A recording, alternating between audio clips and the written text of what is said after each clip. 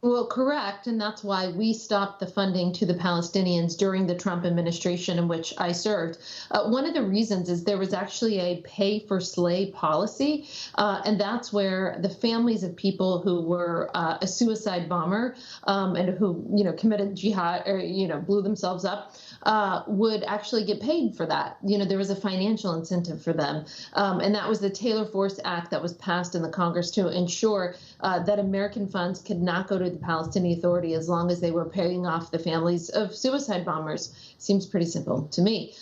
We also, because we knew that that money was going to get into the hands of terrorism, we decided to cut off that money in the Trump administration. And what did the Biden administration do? Day one, they reinstituted that money. And this is, of course, I'm referring to the Palestinian territories.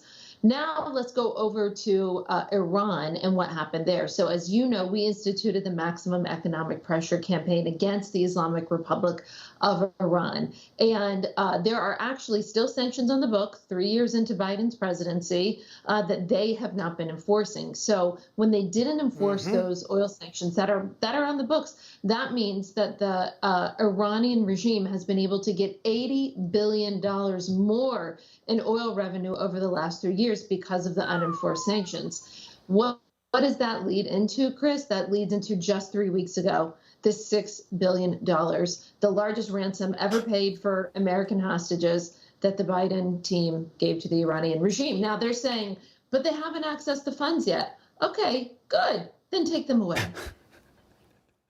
Yeah. Why not? As a matter of fact, they won't commit to taking them away. That's absolutely true. Now, let's expand on this discussion, because, as you know, Joe Biden has remained silent on Iran following reports that expose their role in Hamas's attack on Israel. This, as Senator Ted Cruz visited with us yesterday, revealing that Biden has systematically been releasing millions, not just the 6 million, millions more, and I think some of this you've articulated already, into the #1 state sponsor of terrorism, Iran. Estimates show the Democrats have swelled Iranian coffers by $50 to $60 million since Biden's occupation of the Oval Office began. Now, have you heard about the reports other than the ones you just cited? And how dangerous is Iran, a country that wants to wipe Israel off the map, when given this kind of money? Well, it's incredibly dangerous. I'm glad that you're bringing it up. So you have to know, first of all, that the attack that killed, I think we're at 22 Americans now, Chris. The number has sadly been going up on the hour. And so that was the last number that I saw. So when you look at over 1,000 Israelis killed, and of course, 22 of our own, and sadly, maybe even growing in that number that were killed, this was a terror attack, not just against the state of Israel, but also against the United States of America. That terror attack could not have happened without the funding, the training, and the equipping of Hamas from the Islamic Republic of Iran. And this is their playbook throughout the region. They don't necessarily like to get their hands dirty themselves. They like to have these terrorist groups, these Shia proxy groups throughout the region where they foment violence and unrest in the Middle East. They definitely wanted to stop peace in the Middle East. The Islamic Republic of Iran hated the Abraham Accords, hated it. They hated the fact that maybe Saudi was also considering joining those accords. So make no mistake, number one, they would love to wipe Israel off the map. That's what they state that they would like to do. And number two, they wanted to stop any further peace between Israel and Arab states, because as you'll remember, in the Trump administration, we negotiated 4 peace deals between Israel and Arab states, the first in 26 years. And 3 years later, I have to tell you, Chris, 3 years ago, I was very pregnant with my daughter. I was standing in the White House. I was both in the Oval Office and out on the lawn when we had those historic moments where where the leaders of the 3 countries were signing those agreements. I remember it like it was yesterday.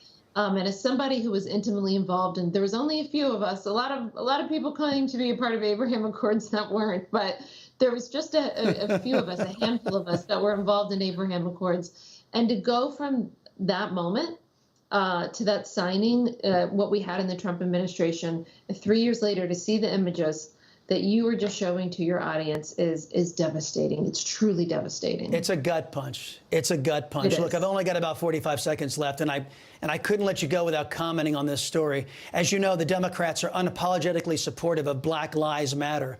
And the chapter in Chicago posting a disturbing post on X celebrating Hamas's massacre of innocent Jews. I want to get your reaction to this.